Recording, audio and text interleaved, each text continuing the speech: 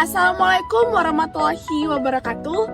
Shalom, Om Swastiastu, Namo Buddhaya, salam kebajikan bagi kita semua. Perkenalkan, nama saya Diva Lorencia. Saya merupakan salah satu anggota kelompok 9 yang akan membahas tentang likuidasi. Sebelum memasuki poin penting dari likuidasi, kita harus melihat proses pembubaran dari PT itu sendiri. Sebelumnya, kita harus pahami dulu apa itu pembubaran PT. Pembubaran PT adalah keadaan di mana berhentinya kegiatan operasional suatu PT, menyelesaikan seluruh hak dan kewajiban, dan membagi seluruh aset kepada pihak-pihak yang berwenang.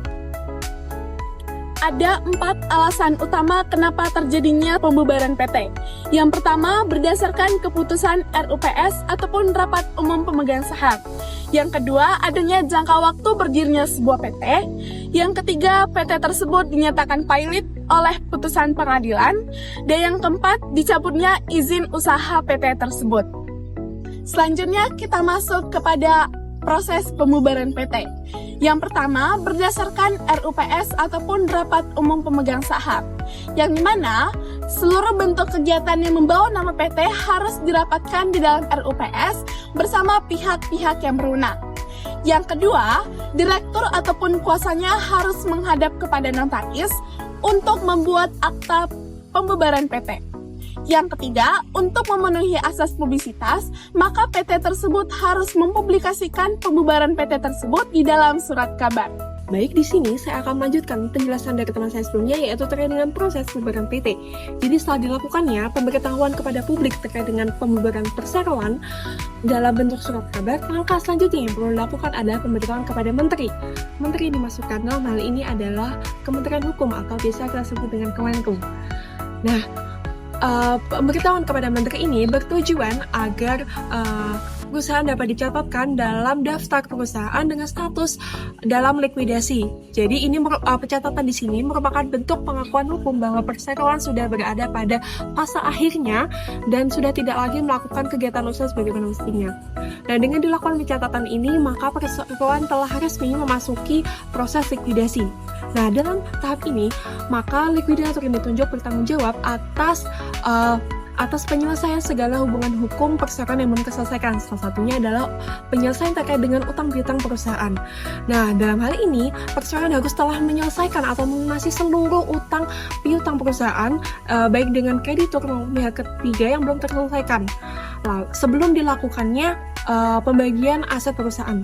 Lalu setelah dilakukannya atau setelah dilunasinya seluruh utang piutang, maka perseroan wajib melakukan atau melunasi kewajiban perpajakan perusahaan yang belum terselesaikan. Karena apa? Karena dalam hal ini kewajiban perpajakan itu merupakan kewajiban perseroan dengan negara yang perlu dilakukan, dilunasi secara tuntas. Lalu setelah dilakukannya atau dilunasinya kewajiban perpajakan yang belum terselesaikan, maka perseroan baru dapat melakukan pembagian sisa aset perusahaan kepada para pemegang saham sesuai dengan proporsi kepemilikan saham masing-masing. Lalu setelah dilakukannya pembagian aset perusahaan, maka perlu dilakukan pencabutan NPWP PT serta SPPKP bagi perusahaan dengan status PKP atau pengusaha kena pajak. Nah, ini merupakan bentuk secara resmi bahwa PT itu telah resmi tidak memiliki kewajiban perpajakan apapun itu di masa depan. Lalu setelah dilakukannya pencabutan NPWP serta SPPKP, maka memasuki langkah terakhir, yaitu dilakukannya pencabutan NIBPT atau nomor induk berusaha secara online melalui sistem online single submission atau biasa kita sebut dengan OSS.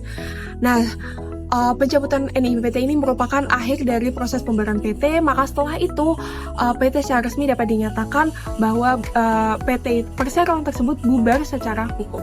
Terima kasih. Wassalamualaikum warahmatullahi wabarakatuh. Setelah kita membahas mengenai likuidasi, kita juga harus memahami apa saja syarat-syarat yang harus dipenuhi dan juga bagaimana akibat hukumnya. Yang pertama, itu terdapat 2 syarat, yaitu syarat material dan juga syarat formil.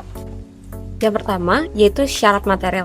Menurut pasal 142 UU PT ada 6 alasan yang menjadi syarat material itu sendiri. Yang pertama ada keputusan RUPS, itu yang paling umum. Lalu yang kedua jangka waktu PT-nya habis. Lalu yang ketiga penetapan pengadilan. Yang keempat pencabutan kepailitan, keadaan bangkrut atau insolvensi, dan juga izin usaha dicabut. Oke, kita lanjut kepada syarat berikutnya yaitu syarat formil, di mana pada syarat ini lebih menekankan kepada tata cara dan juga prosedur dari likuidasi itu sendiri. Yang pertama yang wajib dilakukan ialah pemanggilan RUPS dengan agenda khusus yakni pembubaran. Lalu yang kedua, quorum RUPS 1 minimal 3/4 suara hadir, disetujui minimal 3/4 suara. Lalu yang ketiga, RUPS juga harus menunjuk seorang likuidator. Lalu yang keempat, paling lambat 30 hari dan lapor ke Kementerian Hukum dan juga HAM. Yang kelima, pengumuman ke kreditur lewat koran dan juga berita negara. Dan prosedur ini merupakan rangkaian wajib. Jika tidak, pembubarannya bisa dibatalkan. Lalu terakhir kita masuk kepada akibat hukum. Nah, ini merupakan part paling penting karena akibat hukum setelah PT itu dibubarkan. Yang pertama, PT tidak mati. Status badan hukum tetap ada, cuman diganti menjadi PT dalam likuidasi. Yang kedua, PT dilarang cari untung, tidak boleh menerima order baru atau tidak boleh memulai kontrak baru, cuma boleh membereskan hutang. Lalu yang ketiga, wajib mencantumkan kata dalam likuidasi di setiap surat keluar. Kalau lupa, direksi bisa langsung kena tanggung jawab pribadi. Mungkin sekian dari pembahasan mengenai syarat dan juga akibat hukum. Kita akan melanjutkan materi kepada proses likuidasi yang akan dilanjutkan oleh teman saya. Baik, perkenalkan nama saya Timothy Patris Pranata Silaban dengan NIM 110001241303880. Dan sekarang adalah giliran saya untuk menjelaskan proses-proses ataupun tahapan likuidasi perseroan terbatas. Baik, likuidasi perseroan terbatas sudah diatur secara jelas di Undang-Undang Nomor 40 Tahun 2007 tentang perseroan terbatas, tepatnya di bab 10, yakni pasal 142 sampai pasal 152. Baik, meskipun dalam undang-undang tersebut tidak dijelaskan secara gamblang berapa tahapan yang digunakan untuk likuidasi sebuah PT, namun pada kesempatan kali ini saya akan membagi tahapan tersebut menjadi 3 tahapan. Yang pertama adalah tahap penunjukan dan pengumuman, kemudian tahapan yang kedua adalah tahapan pemberesan, dan yang ketiga dan terakhir adalah pemberitahuan hasil akhir. Baik, saya mulai dari tahapan yang pertama.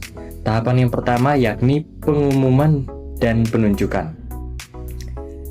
Pada tahapan ini, RUPS atau pengadilan menunjuk likuidator, dan jika tidak ada yang ditunjuk secara eksplisit, maka direksi otomatis bertindak sebagai likuidator perseroan. Dan dalam waktu maksimal 30 hari sejak pembubaran, likuidator wajib mengumumkannya dalam surat kabar harian dan berita negara Republik Indonesia atau BNRI. Kemudian, likuidator mendaftarkan status pembubaran kepada Menteri atau Kemenkum agar status perseroan resmi dicatat dengan tambahan dalam likuidasi. Baik, tahap selanjutnya adalah tahap kedua, yakni pemberesan harta kekayaan perseroan. Berdasarkan pasal 149 ayat 1 Undang-Undang PT, melakukan pemberesan harta kekayaan perseroan merupakan kewajiban dari likuidator yang meliputi pelaksanaan 1. Pencatatan dan pengumpulan kekayaan dan utang perseroan. 2. Pengumuman dalam surat kabar dan berita negara Republik Indonesia mengenai rencana pembagian kekayaan hasil likuidasi. 3. Pembayaran kepada para kreditor. 4. Pembayaran sisa kekayaan hasil likuidasi kepada pemegang saham. Dan 5. Tindakan lain yang perlu dilakukan dalam pelaksanaan pemberesan kekayaan. Dan terhadap rencana pembagian kekayaan hasil likuidasi, kreditor dapat mengajukan keberatan dalam jangka waktu paling lambat 60 hari terhitung sejak tanggal pengumuman. Dan jika pengajuan kreditor ditolak oleh likuidator, maka kreditor dapat mengajukan gugatan ke pengadilan negeri dalam jangka 60 hari paling lambat terhitung sejak tanggal penolakan. Dan perlu diketahui pula bahwa dalam hal likuidator memperkirakan utang perseroan lebih besar daripada kekayaan perseroan, maka likuidator wajib mengajukan permohonan pilot perseroan, kecuali peraturan perundang-undangan menentukan lain. Dan semua kreditor yang diketahui identitas dan alamatnya menyetujui pemberesan dilakukan di luar kepailitan. Dan untuk tahapan selanjutnya akan dijelaskan oleh teman saya. Baik, saya akan melanjutkan pembahasan kepada tahap ketiga dari proses likuidasi, yaitu pemberitahuan hasil akhir. Di mana nantinya likuidator bertanggung jawab kepada RUPS atau pengadilan yang mengangkatnya atas likuidasi yang dilakukannya. Nantinya likuidator wajib untuk memberitahukan kepada menteri dan mengumumkan hasil akhir proses likuidasi dalam surat kabar setelah RUPS memberikan pelunasan dan pembebasan kepada likuidator atau setelah pengadilan menerima pertanggungjawaban likuidator yang ditunjuknya. Kemudian pemberitahuan tersebut dilakukan dalam jangka waktu paling lambat 30 hari terhitung setelah tanggal pertanggungjawaban likuidator atau kurator diterima oleh RUPS, pengadilan, atau hakim pengawas. Setelah dilakukannya pemberitahuan kepada Menteri dan mengumumkan hasil akhir dari proses likuidasi pada surat kabar, Menteri mencatat berakhirnya status badan hukum perseroan dan menghapuskan nama dari daftar perseroan. Kemudian nantinya Menteri akan mengumumkan berakhirnya status badan hukum perseroan pada lembar berita negara Republik Indonesia. Sekian yang dapat saya sampaikan, akan dilanjutkan oleh rekan saya. Assalamualaikum warahmatullahi wabarakatuh. Shalom, Om Swastiastu, Namo Buddhaya, salam kebajikan bagi kita semua.